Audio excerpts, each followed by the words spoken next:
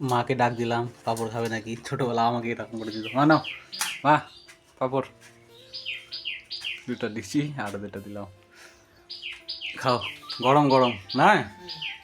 নমস্কার আমার প্রিয়জনেরা, শুভ সকাল। এখন সকাল নেই, যাই হোক আমরা যখন ভিডিওটা করছিলাম তখন সকালই ছিল। কলগেট নিয়ে মাকে দিচ্ছিলাম যে মা ব্রাশ করো, মা কিছুতেই বুঝতে পারছে না যে কলগেটটা নিয়ে কি করবে। মানে প্রত্যেক দিনের অবস্থা একই, বারবার ভুলে যায় যে কোন জিনিসটা কোন কাজে লাগে, কি করবে না করবে। আমি বারবার শিখিয়ে দিচ্ছি, তবুও এই হাতের বদলে যেই হাতে কলগেট নেই সেই হাতে ঘুষতিছে দাঁত। মাথায় একদম মায়ের কিছুই নেই, মাথায় যে আঘাতটা লেগেছিল সেই আঘাতের ফলে এই অবস্থা। এমনি যদি ব্রেন স্ট্রোক হতো বা পড়ে গিয়ে এমনি অসুখের বা হাই প্রেশারের পর পড়ে গিয়েছে এমনটা, তাহলে হয়তো মায়ের স্মৃতিশক্তি বা মেমোরিটা লস হতো না, সব কিছু মনে থাকতো। প্যারালাইসিস হতো ঠিকই, কিন্তু ভালো হয়ে যেতেন। অনেক দিন হলো মায়ের এরকম হওয়াটা। আমাদের এখানে এরকমভাবে অনেকের অসুখ হয়েছিল, মানে ব্রেন স্ট্রোক হয়েছিল, কিন্তু তারা এখন পুরোপুরি সুস্থ। কিন্তু মা সুস্থ হচ্ছেন না, কারণ হাত পায়ের দিক থেকে হলেও কিছুটা হলেও মাথার দিক থেকে একদমই সুস্থ হচ্ছেন না। আজকে ভোরবেলার দিকে একটু বৃষ্টি হয়েছিল, ঝড় হয়নি, মানে বৃষ্টি হচ্ছিল ভালো। আমি ভাবলাম যে আজকে বোধহয় লাইন থাকবে না, কল দিয়ে জল বের করতে হবে পুরোটা, কিন্তু না, ভাগ্যক্রমে লাইন আছে এবং সেই লাইন থাকার জন্য জল ভরে নিলাম। জল ভরে নিয়ে মাকে মুখ ধুয়ে দিলাম এবং আমিও মুখ ধুয়ে নিচ্ছি। এখন হয়তো মাকে খেতে দেবো যদি খিদে পায়, আর আমি এখন খাবো না, খেলে দেরি হয়ে যাবে রান্না করতে। মুখ ধোয়ার পর মাকে মুড়ি খেতে দিচ্ছি, শুধু মুড়ি। মুড়িতে কোনো রকম চানাচুর বা তরকারি তো নেই, চানাচুর বা অন্য কোনো জাতীয় জিনিস দিই না, কারণ মা এমনি মুড়ি পছন্দ করে, আর ভালো থাকতেও এমনি মুড়ি খেতেন, শুধুমাত্র পেটের খিদা নেবানোর জন্য। আচ্ছা খাও, তো আমি ভাত চড়ে দিই। খাওয়া দাওয়া করার পর মা ওখানে বসে আছেন, আর আমাকে এখন মাজতে হবে থালা। এই থালা বাসন আছে, কালকের ভাতের ডেকচি, এগুলো মেজে ভাত এবং তরকারি চড়িয়ে দিতে হবে। থালা বাসন আমি অতটা মাজি না, মিষ্টুই মাজে। রাত্রিবেলা খাওয়া দাওয়া হলে রাতের বেলায় থালা বাসন মেজে রেখে দেয়, দিনের বেলা আর ভেজাল করে না, দিনের বেলা আর মাজেও না। আবার যখন খেতে বসবো, দিনের বেলার কথা বলছি, যখন খেতে বসবো, খেতে বসার পর যখন খাওয়া হবে তখনই সঙ্গে সঙ্গে মেজে নিল। আবার বিকেলবেলা বা দুপুরবেলা খেলাম আর সকালবেলা খেলাম, সঙ্গে সঙ্গে মেজে নিল। সব কিছুই, কড়াই হোক, ডেস্কি হোক, আর থালা হোক, বাসন হোক, বাটি হোক, যা পাবে মেজে নেবে একবারে, কারণ ও কাজ ফেলে রাখতে চায় না। তাই রাত্রিবেলার খাওয়া রাত্রিবেলায় বাসন মেজে রেখে দেয়, বৃষ্টি পড়লেও ওই বৃষ্টির মধ্যেই মাজে, বা আমাকে ছাতা ধরে রাখতে হয়। আর আমি এই যে থালা বাসনগুলো মাজছি, এটা কিন্তু সকালবেলা না, কালকের থালা বাসন। কালকে তো মিষ্টু দুপুরবেলায় চলে গিয়েছিল তার বাপের বাড়ি এবং বাজার করতে, আর আমি দিনের বেলা রান্না রাত্রিবেলা খেয়ে আজকে সকালবেলা থালা বাসনগুলো মাজছি। টিউবওয়েলে জল দিচ্ছি, কারণ টিউবওয়েল থেকে জল বের করব।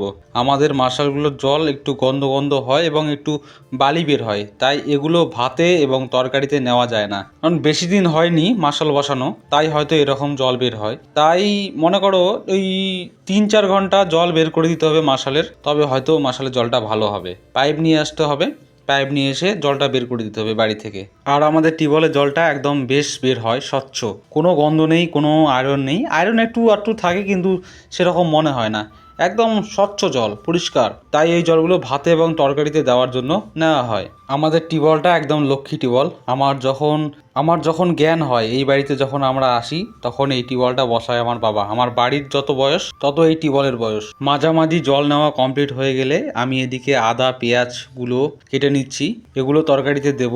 আজকে তরকারি হবে মাছের তরকারি, কারণ কালকে যে মাছ নিয়েছিলাম, মাছ খেয়েও মাছ বেঁচে গেছে, সেই মাছটাই আজকে তরকারিতে দেবো। কারণ কালকে হয়তো যদি মিষ্টু বাড়িতে থাকতো, তাহলে রাত্রিবেলা আজকের এই মাছটি কালকে তরকারিতে দেওয়া হতো, কিন্তু সে থাকবে না, তাই অল্প করে মাছ দেওয়া হয়েছে। আর বাদবাকি যে মাছটা বেঁচেছিল তা আজকে তরকারিতে দেবো আমি। তরকারি কেমন হবে জানি না, কিন্তু মিষ্টু রান্না দেখে দেখে একটু রান্না শিখছি এবং রান্না শেখার চেষ্টা করছি, এখনও ইমপ্রুভ করার চেষ্টা করছি। আগে একদিন ডিমের ঝোল রান্না করেছিলাম, তরকারিটা তেমন ভালো হয়নি, আজকে একটু ভালো করার চেষ্টা করব।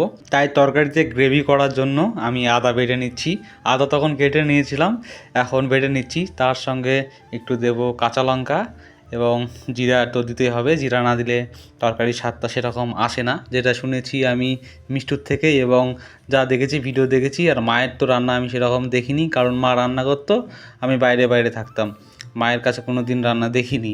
হয়তো এক দুবার দেখেছি কিন্তু সেরকম মনে নেই। কিন্তু মিষ্টুর রান্না দেখতেই হয়, কারণ ওর কাছে থাকতে হয়, নাহলে ওর রান্না নাকি ভালো হয় না। আর আর ওর জোগাড় দিতেই হবে, জোগাড় দিলে ওর রান্না করতে সুবিধা হয় এবং রান্না তাড়াতাড়ি হয়, কারণ ওর কোনো দিন কলেজ থাকে এবং কোনো দিন মায়ের খাওয়াতে দেরি হয়ে যায়, তাই একটু জোগাড় জাতি দিই, এই আর কি, তেমন কিছু একটা না। গ্যাস চালু করবো এবার, কড়াই চাপিয়ে দিয়েছি, আগুন জ্বেলে নিলাম। রান্নার হাত আমার একদমই কাঁচা, একদমই রান্না করতাম না। মা যখন সুস্থ ছিলেন আমাদের তখন তো গ্যাস ছিল না, আর আমি গ্যাস নিতে বলছিলাম মাকে বারবার। মায়ের বইও ছিল, সে বইটা নষ্ট হয়ে গেছে। কতবার বলেছি কিন্তু মা গ্যাস দেখে ভয় পায়। বলছিলাম যে আমি রান্না করব, আমাকে একটু শেখাও। মা বলছিল তুই এমনি শেখ, যখন তোর বউ হবে, যখন বিয়ে করবি তখন গ্যাস নিস। আমি যতদিন রান্না করতে পারবো বা বেঁচে আছি ততদিন ইয়েতে রান্না করব, চোখাতে রান্না করব, উনুনে, কিন্তু কোনো দিন গ্যাসে রান্না করব না, কারণ গ্যাস দেখে এতটা ভয় পায় মা। আর মা ছিল সেই আদিম যুগের লোক, তো সরি, এটা আমার বলাটা ঠিক না, তাও বলছি, মা একটু পুরনো যুগের মানুষ, আর মায়ের বয়সটাও হয়ে গেছে, তাই মা গ্যাসে একদমই রান্না করতে চাইতো না, একদম পুরোপুরি উনুনে শিফট হয়েছিল এবং বলেছিল তুই বিয়ে করবি তখনই গ্যাসটা নিস, তার আগে নিস না। তাই আমার তখন রান্নাও শেখা হয়নি। আর তখন একটু আমি উড়ছিলাম হাওয়াতে, বাবা ছিল বেঁচে, উড়ছিলাম হাওয়াতে, খেলে বেড়াতাম, তারপর ঘুরে বেড়াতাম, বন্ধুদের সঙ্গে আড্ডা দিতাম, কলেজ যেতাম বা টিউশন যেতাম বা স্কুলে যেতাম, তাই আমার এদিকে মন ছিল না।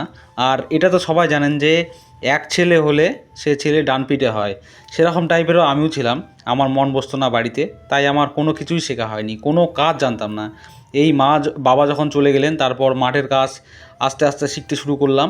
তারপর বাবা চলে যাওয়ার পর একটু হাল ধরেছিলাম, আর বাড়ির কাজ টোটালি সামলাতো মা, রান্না থেকে শুরু করে যা বাড়ির যত কাজ, ঝাঁটা এই সেই, ঘর মোছা সব সামলাতো মা। আর আমি শুধু বাইরের কাজ করতাম, আমাদের জমি আছে, ভিটা আছে, সেখানে আলু লাগাতাম বা সবজি লাগাতাম, আর মাঠে ধান লাগাতাম। কিন্তু হঠাৎ করে কি হলো, মায়ের এরকম অবস্থা, তাই এখন আমাকে বাড়ি সামলাতে হচ্ছে। সেই বাড়ি সামলাতে না পারে ভালোবাসার মানুষকে বলছিলাম যে পারবি আমার হাত ধরে আসতে, সে বলেছিল হ্যাঁ।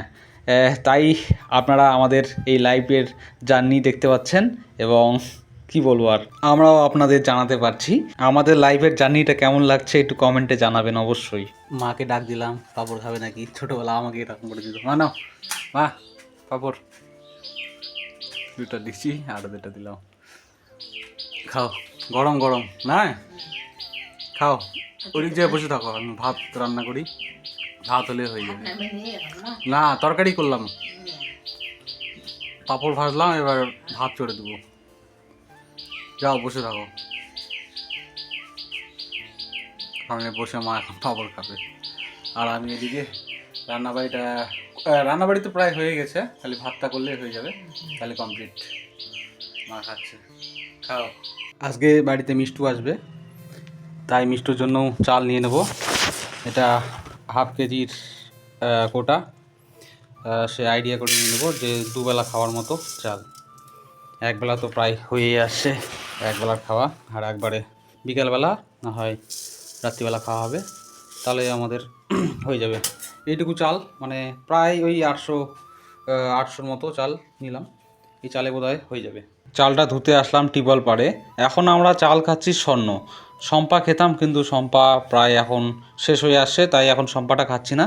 শম্পাটা যখন খাই তখন মাংস ভাত বা আত্মীয় যখন বাড়িতে আসবে তখন শম্পাটা খাবো, এখন খাচ্ছি আমরা বাড়ির মানুষ, তাই স্বর্ণ। আর স্বর্ণর চাল একটু মোটা হয় এবং ভাতটা একটু কি বলবো, একটু মাখো মাখো টাইপের হয়, আর পেটে বেশিক্ষণ থাকে এই স্বর্ণ চালটা। চাল ধুয়ে ভাতটা চাপিয়ে দিই, অনেকটা টাইম হয়ে গেল, মায়ের হয়তো খিদে পেয়েছে, আমি কিছু খাইনি, আমি এক মুঠ মুড়ি খেয়ে আছি, আর আমি এখন খাবো না, মিষ্টু আসবে তারপর একসঙ্গে বসে খাবো।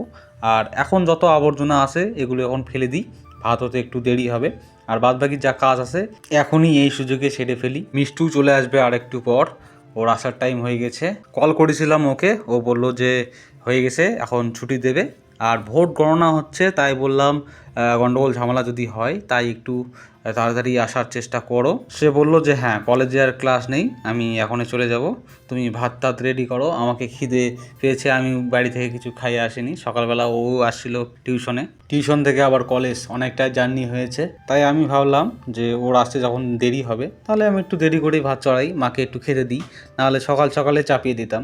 যাই হোক, হয়ে যাবে তাড়াতাড়ি। মাকে স্নান করিয়ে দিলাম, এবার আমি স্নান করব। মাথায় একটু তেল দিয়ে দিই, মা নিজে নিজে একটু মাখে নিক। দাঁড়া, মাখে নাও গোটা মাথা। চান করে কেমন লাগছে? ফ্রেশ, সেই ফ্রেশ ফ্রেশ না? তেলটা মাথায় মাখো, হাতটা পরে ডলে দেবো, কারণ আমি স্নান করি। হ্যাঁ, মাকে খেতে দিলাম, কারণ মায়ের হয়তো খিদে পেয়েছে।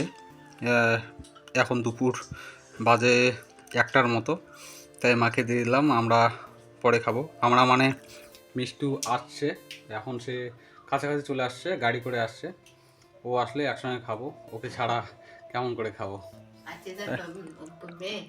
আসতেছে। মিষ্টু কালকে গেছিলো বাবার বাড়িতে, কালকে বাজার করে বাবার বাড়িতে থেকে আজকে টিউশন, তারপর কলেজ করে একবারে আসছে, তাই ওর জন্য অপেক্ষায় আছি কখন আসবে, তারপরে একসঙ্গে বসে খাবো। খাচ্ছে, আর এদিকে দেখো চলে আসছে মিষ্টু, ওরা হাঁপায় গেছে, গরম লাগছে। কি জিনিস নিয়েছে? কি নিয়েছো?